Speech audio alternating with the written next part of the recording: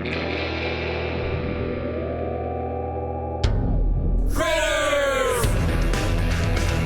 in Taiwan.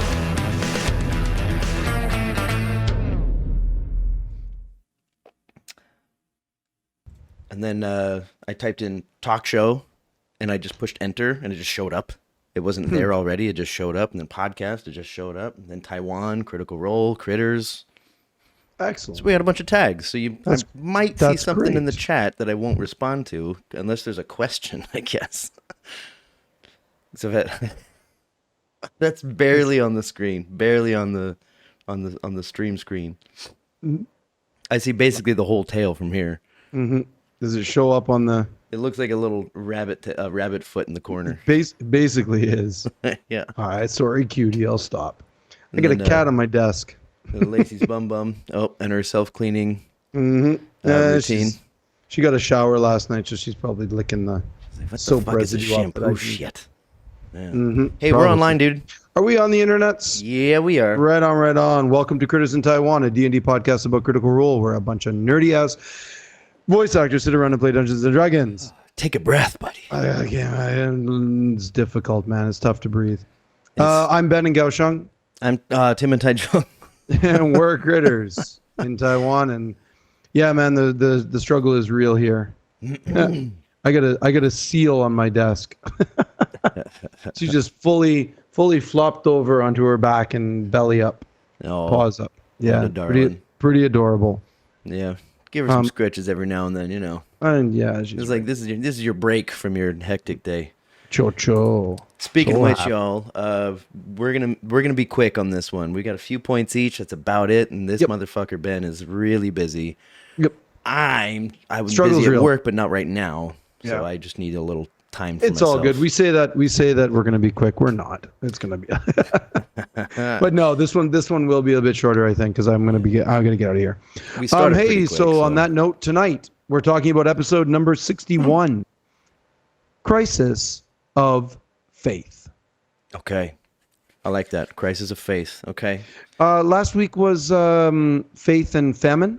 Yep. This is Crisis of Faith. Yeah. They used Faith twice in a row. Yeah. It kind of feels like the same kind of name. They could have used either for either. Mm. You know, think about the title of this one for the last one. That could have worked. Yeah, could have worked too.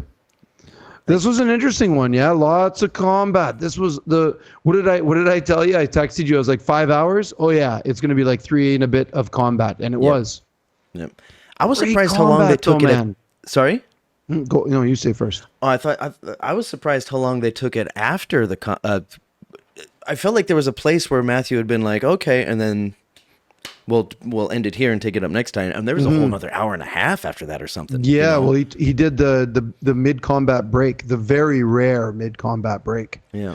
A good point to take it, though, is the top of the turn. They had just taken out the flame guide and that. So their angel fight was up. So listen, I've told you this before. My favorite part of D&D is combat. I love it. I love the combat. It's so good. And this was a really, really, really fun one. Yeah. Lots of fun stuff. I got a couple of points about it. I got a few things to say about that I found interesting. Not too many questions, a couple. But I've got some things to say. You want to dive into it? Yeah. I've listened to it 2.5 times. Twice all the way through, and a half being just the second half.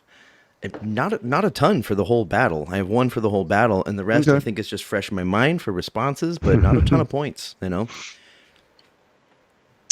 Which is good for tonight because you're busy. Sure. I have two quick little things I'd like to say before we get into the thing. That there's been a few Critical Role T-shirts that I've wanted to get over the years.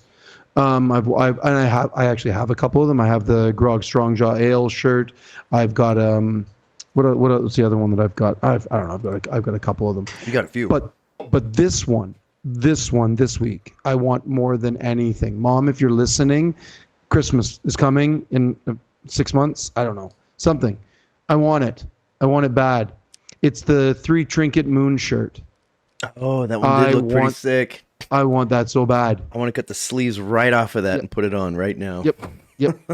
The three wolf moon shirt, but this is a three trinket moon shirt. I want it so badly. Yep. And then the other thing, you don't really watch that much, but they threw the new characters into the title sequence.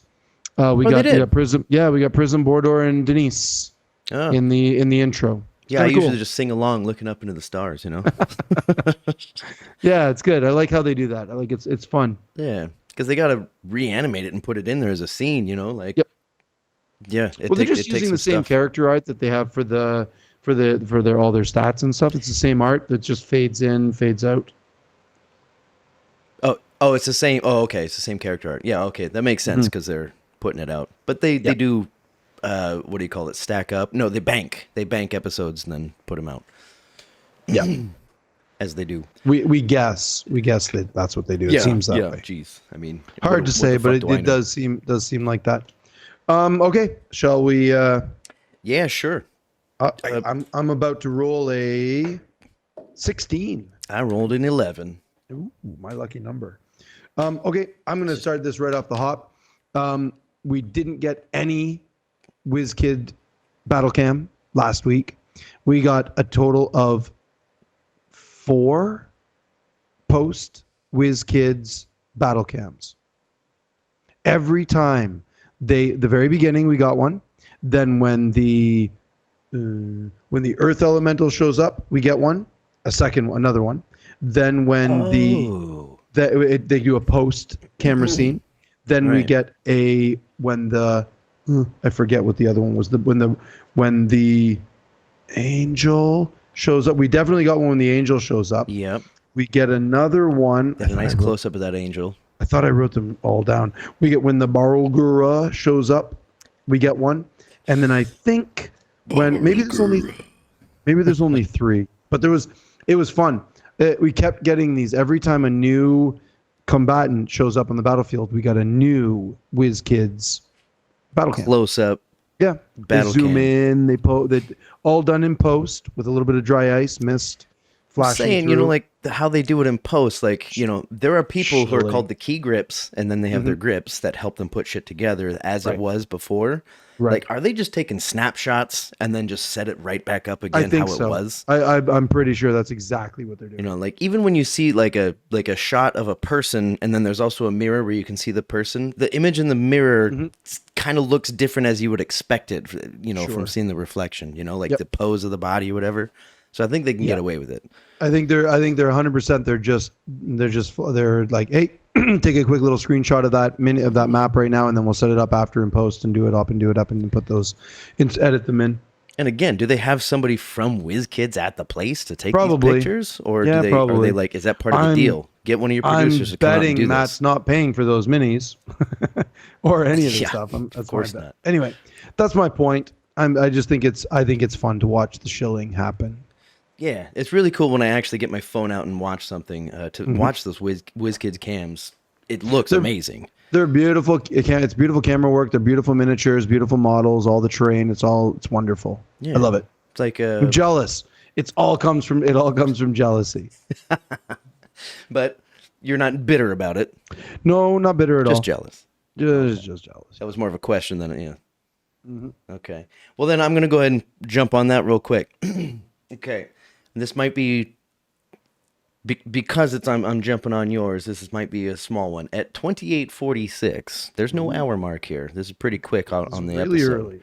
That's like a few minutes into battle. That's a few minutes into the episode starting after all the intro shit. And I'm on a different page in my book now. I'm actually going back to our first page that we ever did. And I've got fucking pages of notes. It's just crazy. We can talk about that later. So I don't remember the guy's name. I have here Utkarsh? Yeah, Utkarsh. Utkarsh, was that right? You got it. Yeah, you got it. God damn, Nailed I'm it. good. At 28:46, timestamp graphic. He pretends he doesn't know how to play. Again. Yeah. And then he continues to do it. And if I had the dedication that you did, I would go back in and mark all these other times that he also didn't do it. I didn't mark them down, but I definitely noted them when he was asking things. I'm like, man, this is a long con. Yeah, like it's such a long con that I'm like, okay, man, what do you like? is it a long con or not? Like when he's Yep. over there reaching at his own mini and be like, Mm-hmm. oh, am I supposed to move this or are you? It's, bro, like, is this a long con or what the hell? The way the other players at the table are reacting to it, I think it is. The way that, hey, this is not a toilet here, man. We Don't can't see her, but I can see her. She's bideting herself. say hi, Jojo. Oh, say hi. Jojo. Oh, she hates did it. with a little lick. Yeah, she wants to lie down on my papers. Because she Okay, blends okay. in, dude. I know, she's a little marshmallow. Just enough No, light. I think the way the other players are all reacting at the table, it's definitely a thing. I think it's definitely there. Marisha is right beside him, and she often leans over and smiles. And it's Okay. it feels to me that it's a knowing smile. Might not be, but it does feel like it. So maybe. Yeah.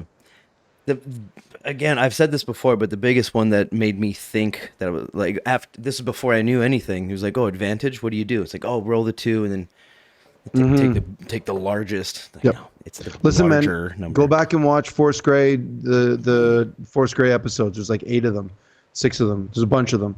Just go back and watch those, and you'll see. He's played D&D. He knows how to play. So it's confirmed. This guy knows how to play 5th edition. Yeah, he's on. It's on YouTube. It's on. Go up and look up. Yeah, it's right there. Forest Gray. He's playing. He's playing with Matt and Ashley. Okay. Matt's the DM and a bunch of others. Ashley is there and a couple of other guests that they've had on Critical Role in the past and campaign 1 maybe or something. I don't know. Yeah, All no, right. it's there. Well, Utkarsh, you know we know you're watching. I mean, Yeah, don't worry about it, man. we're It's on all to you, there. buddy. Yep, it's there. All right. On the rollies. Rollies. Here we go. 3. 7. Nice, you got one. Thanks, buddy. All right. This is either going to be a big one or a small one. Because I don't quite remember exactly how they left things off in the last episode, which may answer this question right now. But question for you is not a question for you. This is how I feel. Like in this little town, after this battle, like in that temple, and then it got brought down and everything, and you can kind of hear celebrations in the back, they said, Yeah. It just kind of reminded me of like that obvious threat, like Iman when Thordak got taken down, spoilers, everybody, you already know that. You could hear huge celebrations, Yeah. and like that was a reason for it. And that's what spurred this in my mind this time was you could hear celebrations back there. I'm like, Yeah. what are they celebrating for? Like how much oppression was there? Was there threats of life, death? Yeah, this Was is a that complicated. This is a really complicated topic because we're getting into religious oppression, themes of religious oppression here, and in my mind, the parallels between the Crusades, the Christian Crusades, and that idea is pretty strong. Like it instantly much brings to my same, mind. yeah. It brings to my mind and it's funny because in canon, the Dawnfather is not a Christian God type God. He's actually like neutral good. He's not really like the Christian equivalent would be lawful good. And canonically, Pelor is not, or the Dawnfather, whatever you want to call him. He's not that. It's more towards a little bit like neutrality, like more neutral good, not true neutral, like druids would be. But this is the weird one, right? Is that this Abadina, the Eidolons, they'd be so averse to the Dawnfather building temples there because actually the alignment, I mean, I know they're trying to phase out alignment out of D&D completely, but they're very close. Like druids tend to be neutral-ish, true neutral or leaning that way. And this is the Dawnfather is more, but I mean, when you start getting things like Judicators and this Flame Guide, and they're tithing, like he was saying, like boxes and boxes, several boxes of tithes. I mean, that to me is oppression, right? Sure, yeah, Like, but is it if threat of that's what we're life or talking death? about. Like, does this tiny little community really value the money that they have It that they would it be celebratory feels after that? Yeah, it feels to me more the oppression was more like you've taken our faith in the forest away from us. With remember there was a second mill built, right? A lumber mill, and they were harvesting trees which were not theirs to harvest. And that was the eidolons, which were the fascinating little bit of lore, eh? At the end of the episode when Abedina, sorry, I don't mean to steal your points here, No, but no, no. Go ahead.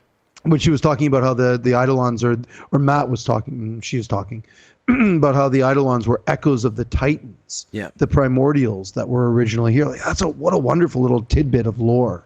I mean, you can speculate all you want about where the eidolons come from, but to get sort of confirmation from Matt through Abedina, well, really cool. So I think that, maybe to answer your question, in my mind, it sort of feels like that's where that oppression comes from, is that these people just wanted to be left in peace and worshiping the forest and having more of a harmonious religion. They wanted more that than the judicators and the flame guide and these big giant temple. And then we see the ledgers. Aggressive presence. Right. You see the ledgers that Emily was looking through, Prism was looking through, that were saying about how they wanted to build more and bring more temples into this little town from Melora and for Sarenrae and for all of those. In those books, it said about into bringing this little town. Yeah, they wanted to. Well, this little town is at the Nexus. That's sort of an important thing, right? Okay, So that brings a little bit more clarity so to this. to have all of these, like, because it's at the nexus point of these ley lines, that means that they want more religious presence here. Okay, I think that was the big thing that I missed. Yeah. Right. Yeah. But that was the whole reason why that this was there. That's why they came here. I'm So gonna the go ahead and magic pull was it. so powerful. I'm gonna pull that little string off my finger. Yeah, go. Like, what's to stop one of the townsfolk from just being like, nah, I'm, not a fan. I'm just gonna keep doing my own thing. Like Yeah. where they're saying like, no, you have to, or like you have to pay us this tithe. That's kind of how tithes work. And like, yeah. who's governing this? And like, Yeah, well, why would they be scared the of Dawn it? Fathers. This is where the breakdown of where the actual the ideology comes from, the Vasselheim in this case, through the big church, trickles down, and then you get corruption as you get shit rolls downhill. Yeah, so you start getting more and more and more corruption, and then maybe things get miscommunication or willful miscommunication, and it's like, no, I want power here. Yeah. I want power over these backcountry folk, and As Matthew put it in, I believe, the elder's words, Elder Aberdeen, Joan, as she says, it's okay to call Joan her. Abedina. Yeah. As he put it in her words, his words, whatever, goes both ways. He said something along the lines of like, everybody's born with a moral code, and like, if you don't have a moral code, then like maybe you're psychotic or sociopathic, Sure. but you were born with one. It's just when you try to write down and then tell other people what it is or what it's supposed to be or what you believe it's supposed to be, that's when shit gets fucked up. Yeah, absolutely. Yeah. And 100%. That's it's kind of the parallels for our universe, our place. It's striking. People on the social medias get very twisted about last week and this week's episode. They're very upset about the Reddits devolve into massively long threads about religious persecution. No Reddits today and yesterday. Hey, stay off that shit. No Reddit. You know there's a blackout happening right now. Yeah, that's what I'm saying. Yeah, like, don't even get on there. It's fucking nope. Don't get on there. I haven't touched it for a couple of days.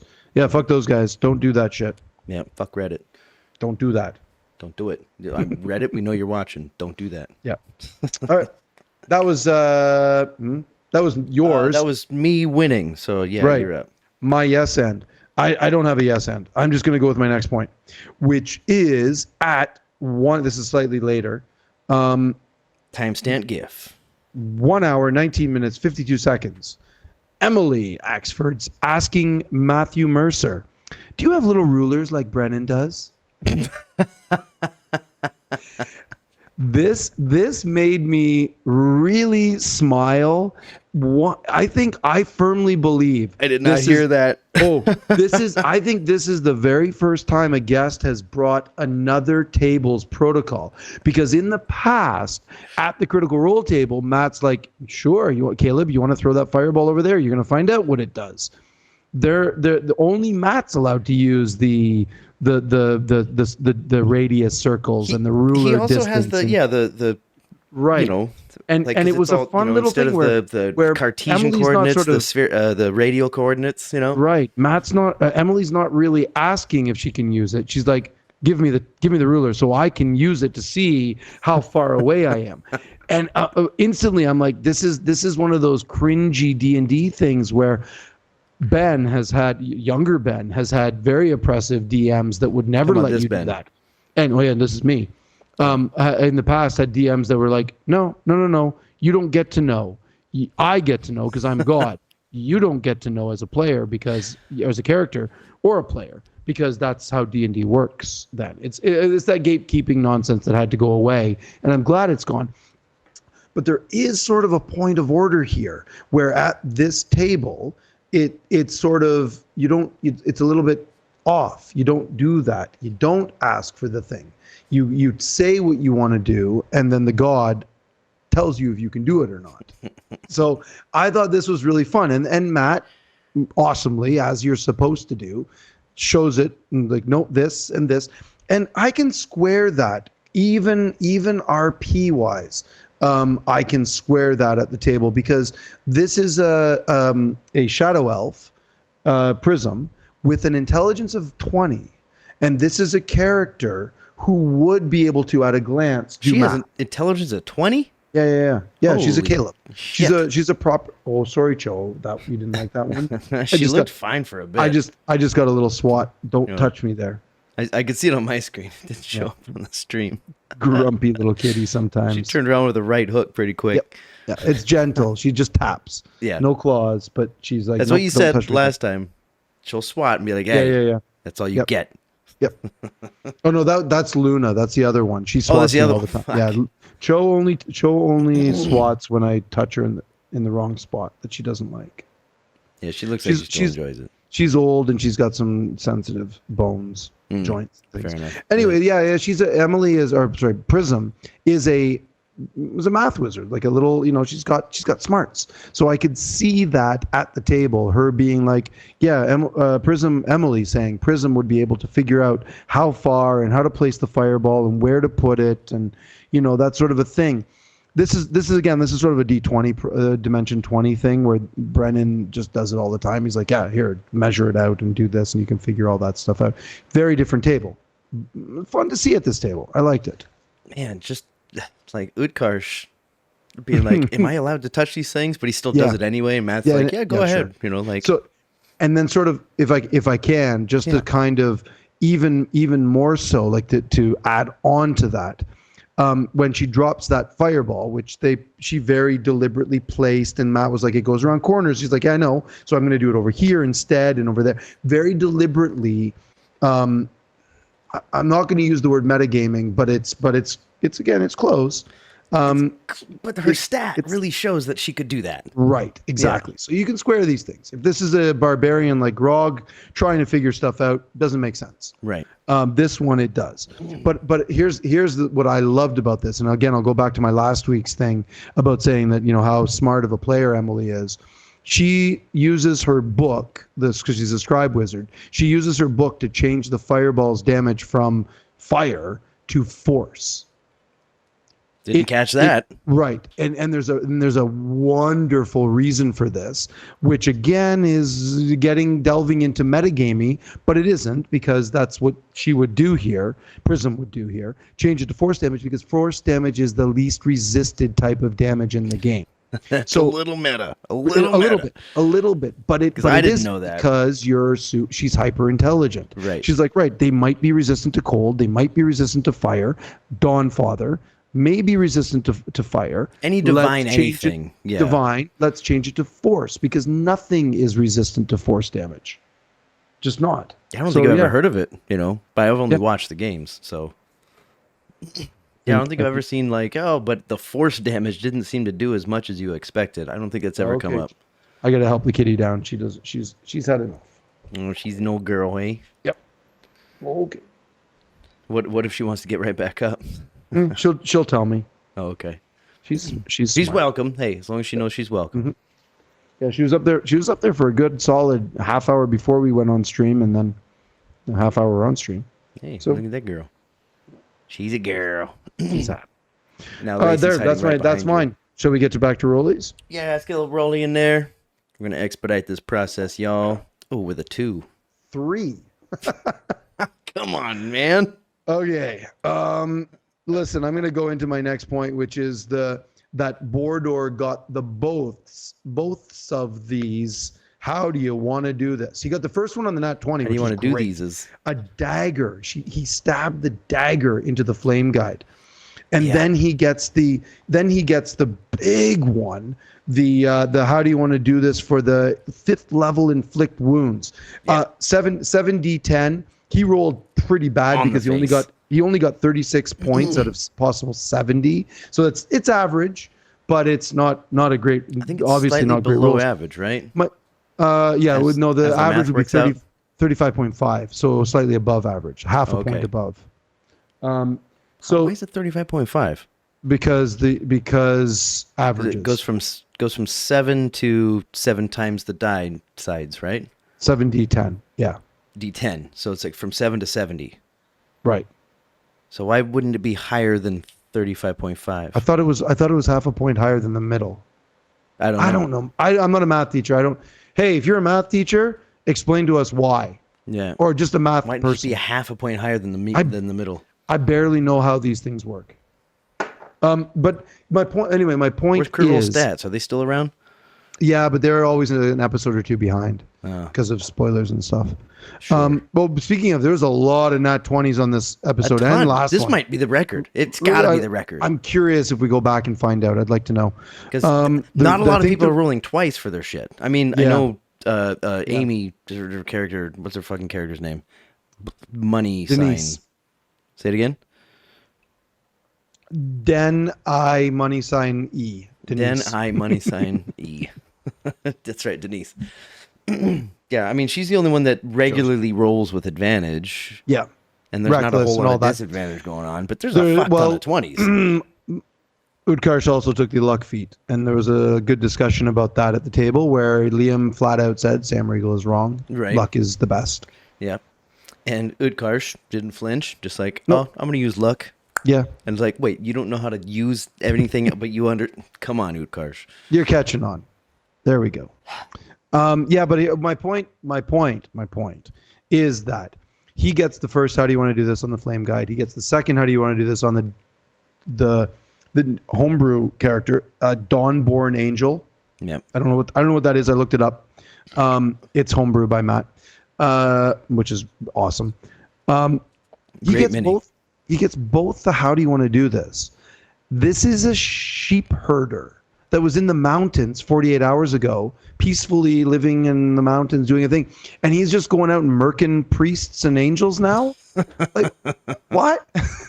What is that? What does that mean? Where does that come from? This is part of the long con. I know you love my this is again, but listen, it's part of the long con for him. Leaving it alone this time. There are so many little nuances. He's dropping little breadcrumbs.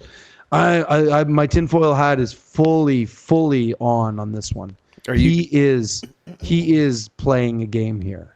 Are you game in a game? In cahoots with like chat and hopefully not the Reddits. Don't do that. But maybe the what's the Twitters? Maybe the chat was fully on board with this as well. A lot of people anyway in chat are like, yeah, there it is. There's another one. There's something else here.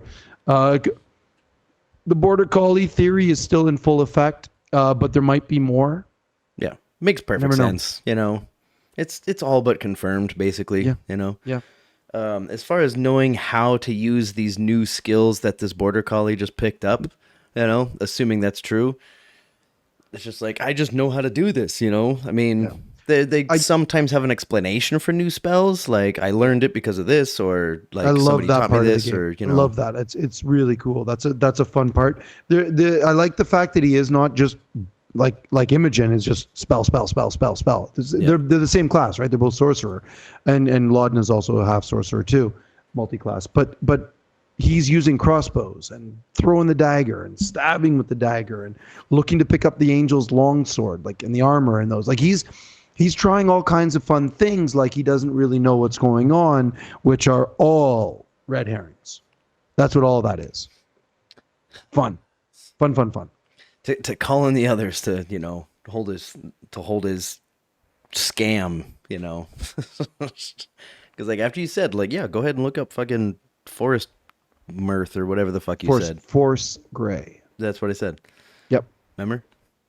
Okay, well then, kind of going on that, this whole idea that kind of that, now I'm thinking of Woodkarsh. Amy. Nope. Emily. No, his Bordor. Oh. Like there was that conversation that he had with Orem. He's like, dude, my life is simple. There's this and there's this. Yeah. That's it. Yeah. You know, I work, I go to Yep. bed. And then, like, what the fuck are we doing here? You know, Yeah. and saying that the elder doesn't know what the fuck they're talking about. They're like, you guys are talking about gods and the solstice thing, and she's talking about elementals and titans. Yeah, How, I got you a know, lot how, of notes about that. and you guys have these friends across this world that we don't even know where they are yet because they haven't Skyped yet. Skyped. Yep. They haven't Skyped them yet. And you know, as soon as they do find out where they are, then I guess they have this goal oriented progress now. And it's like, what are we doing here? Like doing this favor for this town, like you know, after this episode, I'm getting this sense of like this confusion, regret kind of combination, you know? I love the fact that I think it's supposed to be. I think it's intentionally supposed to be ambiguous there. I think Matt is like, this was a global event around Exandria, and everywhere you go, you're going to stumble across people that were affected by it.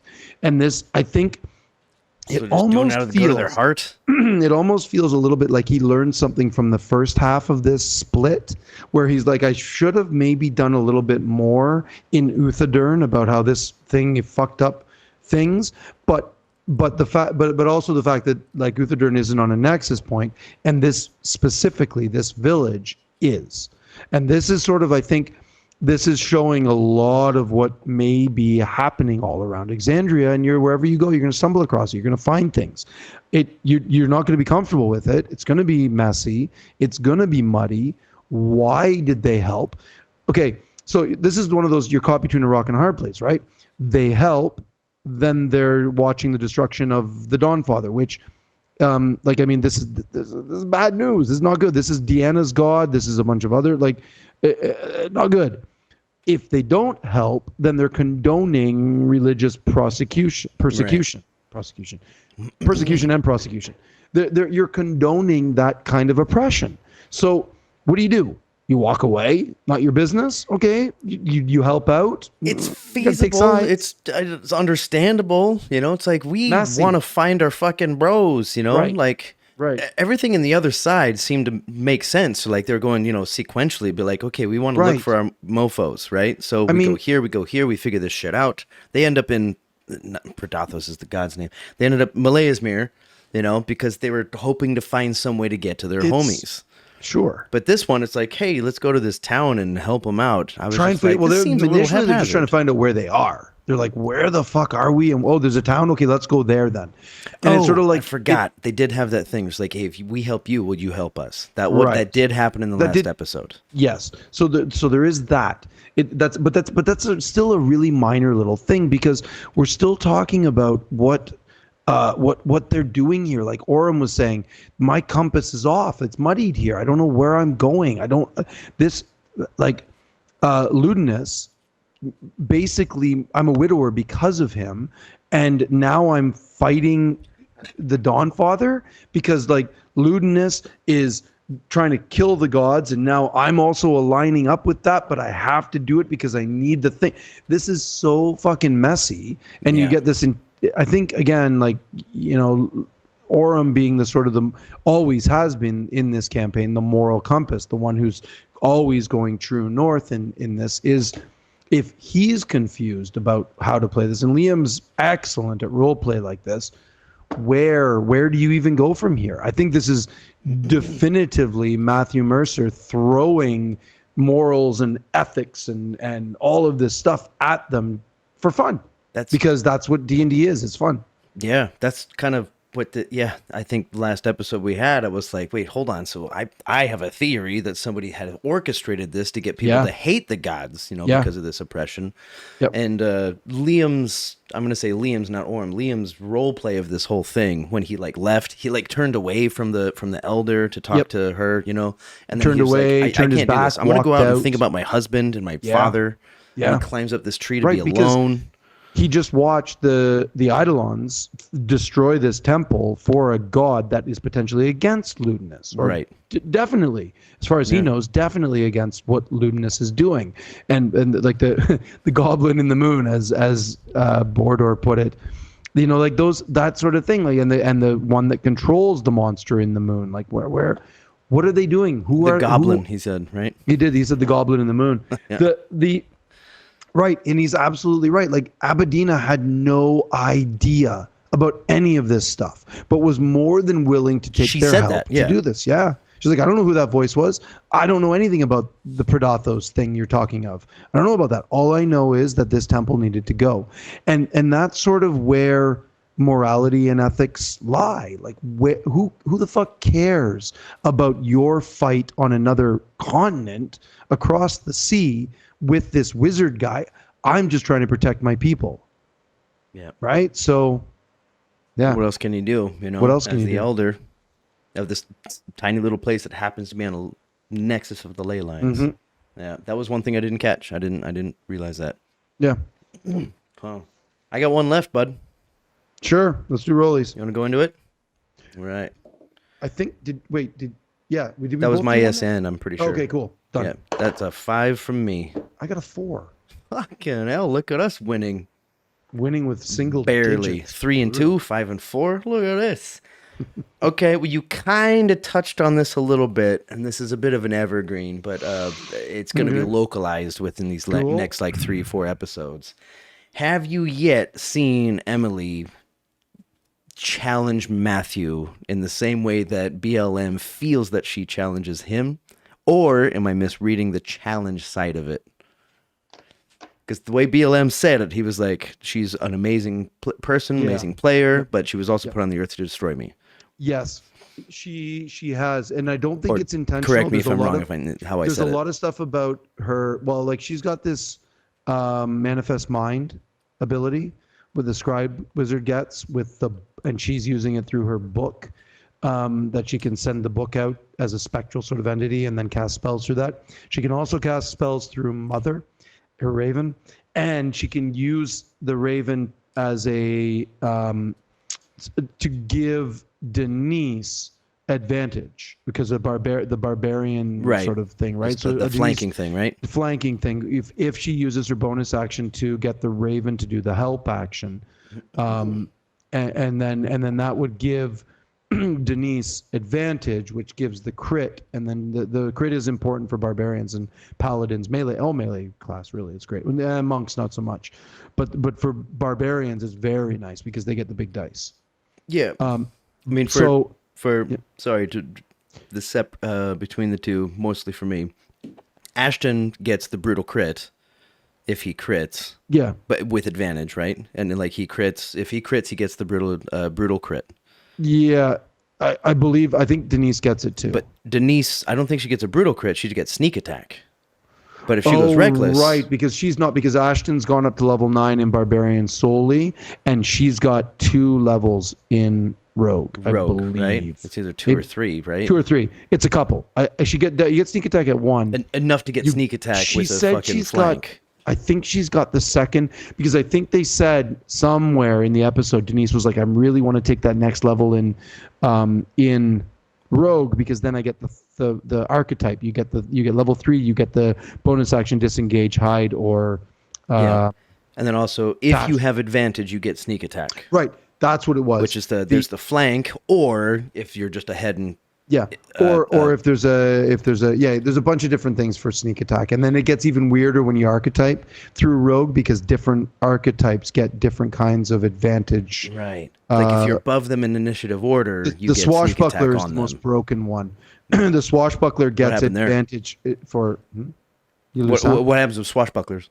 Oh, it gets all these crazy amounts of you don't have to have. You get this thing called panache, which lets you get advantage even when there's not a character next to one of your friends next to them or flank. There's these.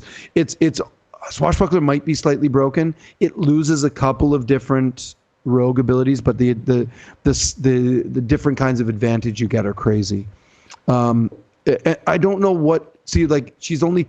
Yeah, when she was trying to get into the church to get to the judicator, she wanted dash, and she's like, "No, I want to take that. I almost want to take that next level in rogue because then I get to able to dash, right. which is big. But you lose again. Yeah, so Ashton gets the extra. You can use the dice. dash action, but then bonus action dash. You can dash. Yeah, the you can second do time. double. You can move, take the move action to move, then bonus action dash, then you can move again with your action to get 3 times. So right. Yeah. So that Vax used to do that all the time. 240 fucking feet that Vax was doing with his haste. Exactly. Yeah.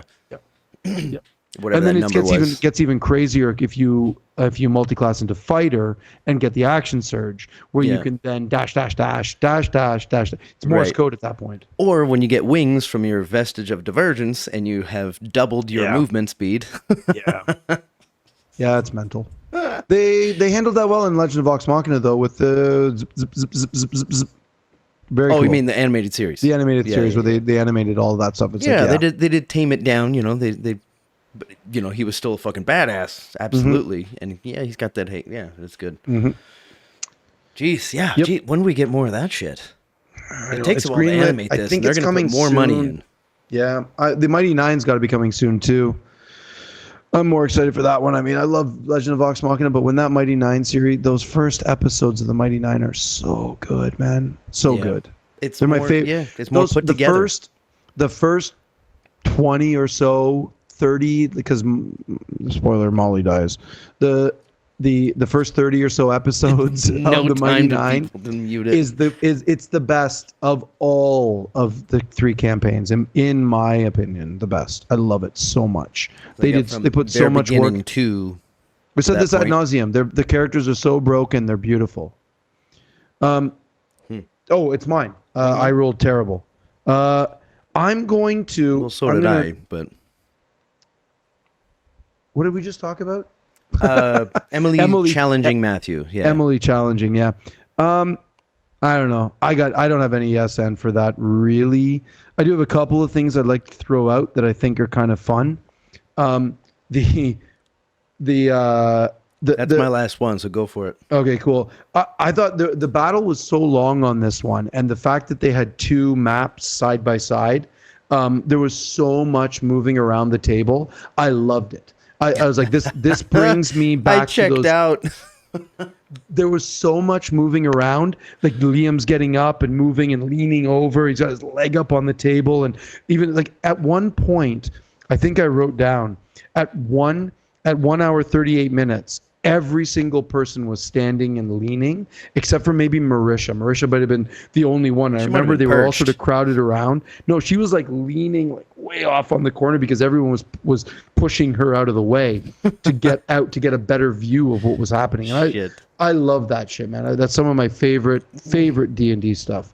At our table when we play, when everyone's getting up and moving around and trying to get a better view and looking and. Am I 30 feet away? Do you have any of those rulers like BLM? It's just it shows the intensity and the passion that people get in for this game, and I love it. There's another moment when the Barlgura grapples the angel when Emily goes, "When angels deserve to die," and Matt's like, "Wake up! Barlgura's gonna grab a little angel, jump on the ground, gonna maim him." Hold him down under the table. And I fucking lost it. They all break into Chop Suey, and I was like, come on. That was too fast. way too fast. Way too fast. It was I so did good. I did Tim Tucker it and go back and listen to that about So 4 did I. times. I went back to I'm listen like, to it dude, 3 or did 4 that times all as make well. sense? Did he stutter? Did he, Yeah. you know? And I'm like, no, he made perfect sense. Nailed it. So Fucking fast. And nailed it. also sounded pretty good. Yeah, no You know, shit. quite similar to the actual singer's voice, which I then never was a wrote big fan of. I had to write down that whole sequence because Liam was killing himself laughing, and then Amy turns and looks at him and goes, "Hey, did you hear MTV's going under?" And everyone was like, "Oh." She even says, she's like, "Oh my god, I just killed the mood of the table." That's 'Cause why she said that? That's why she said that. I because didn't she turned- realize that. she 'Cause I turned heard and her looked at say Liam that. and goes, I'm "Hey, like, did huh? you hear the MTV's going under?" And everyone was like, It's like, dude, I was laughing. Come on. So good. I didn't realize that's why she said that. So good. Yeah. I just realized that there was laughter and then, but the silent kind of laughter where you're laughing so hard that you don't hear it anymore. So Totally. it was in my pocket, couldn't see it. So I'm like, oh, they must have stopped Totally, laughing. totally. And then she claimed that's why. Huh. Anyway, Yeah, that yeah. was impressive. Is what it was. that's all I got. All right. Let's wrap this up. Yeah, let's call it, man. You're busy as food. I'm busy.